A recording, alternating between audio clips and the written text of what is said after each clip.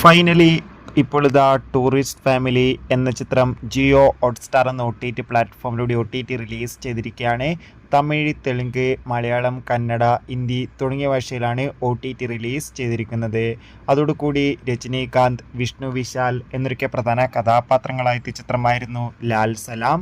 ചിത്രത്തിന് അത്യാവശ്യം ഒരു വിജയം തന്നെ സ്വന്തമാക്കാൻ വേണ്ടി സാധിച്ചിട്ടുണ്ടായിരുന്നു. ഏവരുമേറെ ആകാംക്ഷയുടെ ലാൽ സലാം എന്ന ചിത്രത്തിൻ്റെ റിലീസിനായി കാത്തിരിക്കുകയായിരുന്നു. ഫൈനലി ചിത്രത്തിൻ്റെ അവകാശങ്ങളൊക്കെ സൺനെസ്റ്റ് എന്ന പ്ലാറ്റ്ഫോം സ്വന്തമാക്കിയെന്ന് കൺഫേം ആക്കിയിട്ടുണ്ട്. ചിത്രം ജൂൺ 6-ാം തീയതി റിലീസ് ചെയ്യുമെന്നാണ് റിപ്പോർട്ടുകൾ സൂചിപ്പിക്കുന്നത്. കാത്തിരിക്കാം ചിത്രത്തിൻ്റെ റിലീസിനായി. ഷർഫുദ്ദീൻ, സുരാജ് എന്നൊക്കെ പ്രധാന കഥാപാത്രങ്ങളായ ചിത്രമായിരുന്നു പടക്കളം. ചിത്രത്തിന് അത്യാവശ്യം മികച്ച വിജയം തന്നെയാണ് ഇപ്പോഴും പുറത്തുവന്നുകൊണ്ടിരിക്കുന്നത്. അതുകൊണ്ട് തന്നെ ഏവരുമേറെ ആകാംക്ഷയുടെ പടക്കളം എന്ന ചിത്രത്തിൻ്റെ റിലീസിനായി കാത്തിരിക്കുകയായിരുന്നു. ഫൈനലി ചിത്രം ജൂൺ 10-ാം തീയതി മുതൽ ജിയോ ഹോട്ട്സ്റ്റാറിലൂടെ റിലീസ് ചെയ്യും. പടക്കളം എന്ന ചിത്രവും തമിഴ്, തെലുങ്ക്, മലയാളം, കന്നഡ, ഹിന്ദി തുടങ്ങിയ ഭാഷയിൽ റിലീസ് ചെയ്യുമെന്ന് കൺഫേം ആക്കിയിട്ടുണ്ട്.